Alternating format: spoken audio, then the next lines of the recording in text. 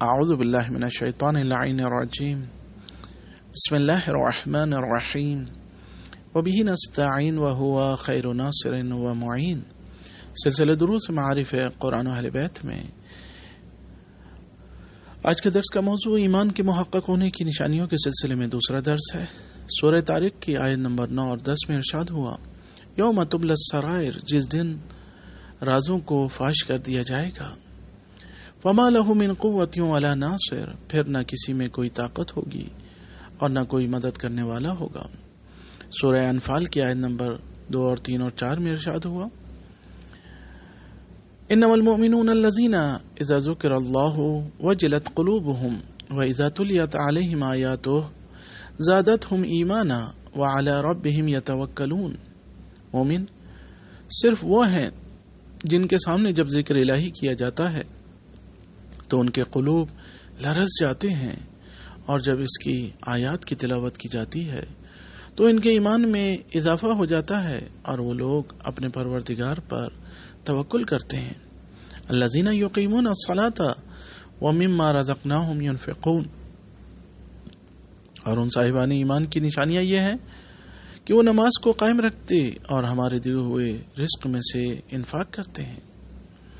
اولئک هم المؤمنون حقا لهم درجات عند ربهم ومغفرۃ ورزق کریم، ایسے ہی لوگ حقیقتاً مومن ہیں اور ان کے لیے ان کے پروردگار کے پاس درجات، مغفرت اور فراوان روزی ہے.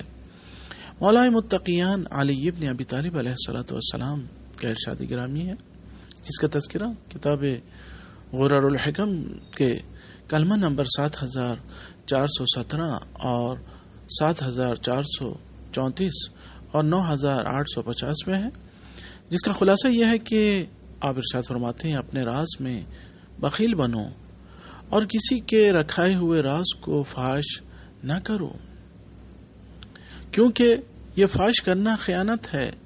جو کسی کے رکھائے ہوئے راز کو فاش کرے اس نے خیانت کی. اور 3 افراد سے اپنے راز نہ کہنا، نمبر 1 عورت سے، نمبر 2 چغل خور سے، اور نمبر 3 احمق سے.